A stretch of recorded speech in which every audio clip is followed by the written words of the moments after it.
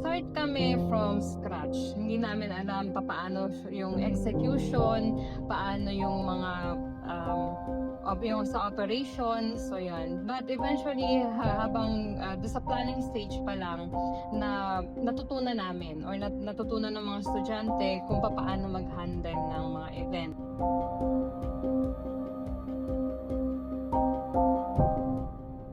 Hello everyone, I am Mrs. Krishna Aima Monleon, the program head of Hospitality Management Department. So I am teaching or handling this department for 15 years now. Oh my God.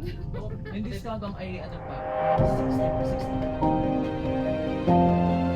60. This is the proof that these students, kahit na they come from different different walks of life, different environment, they have the different attitude. But because of this activity na ginagawa nila every year, so yung diversity nila is kumbaga ay nagiging advantage, hindi sila nagiging disadvantage.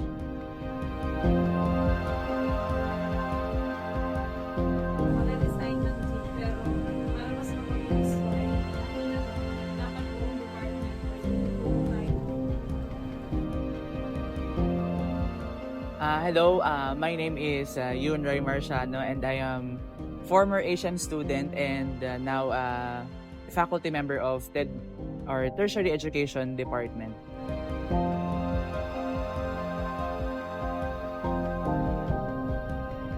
Our batch is one of the pioneer of this event or the HM Week. So paano nga ba nagsimula po yung HM Week? So it all started from an inspiration from a school dahil na-experience ko noong senior high school ako na magkaroon ng welcome rites. So sabi ko pagpasok ko dito, 4 years ako pumasok dito, sabi ko kapag opening ng school year, literally na opening ng school, so parang back to school agad, back to work, back to studying agad.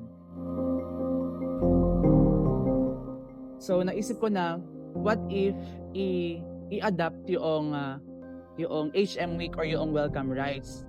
Originally, yung HM Week dapat ay welcome rites lang nagaganapin every start ng school year.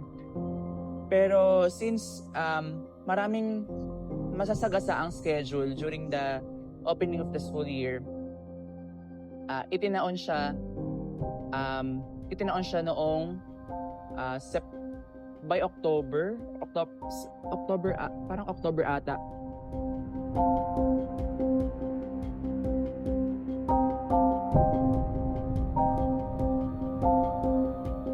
Paano siya nagsimula? Kung paano ba siya, saan siya nanggaling? So nag-start yun noong small talk with my friend Hannah Del Rosario, which is the former MICE chairman, and pinag-usapan namin, sabi ko Hannah, parang mas maganda kung buuin na natin yung HM Week, na hindi lang siya welcome rites.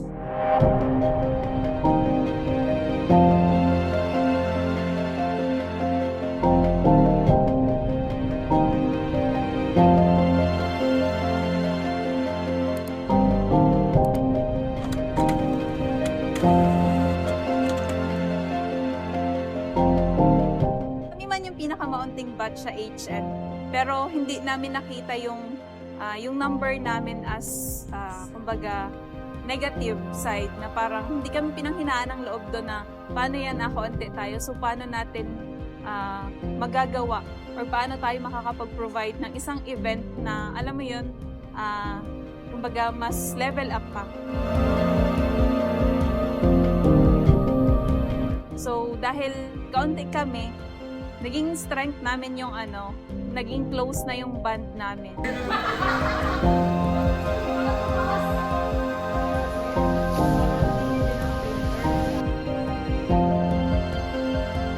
Laging dapat may what if. What if hindi available yung guest speaker? What if hindi available yung mga judges?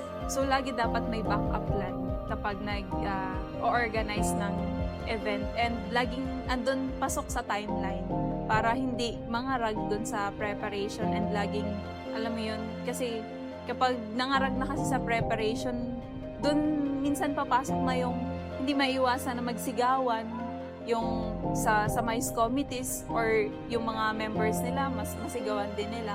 Pero thankfully, yung coming third year is may subject kami na professional development wherein natatakal yung mga, alam mo yun, mga unethical behavior when it comes to nasa corporate world. And kumbaga, na-apply na namin siya ngayon. So, yung mga situations na ganon, and maaari pang mangyari as we prepare for the HM Week.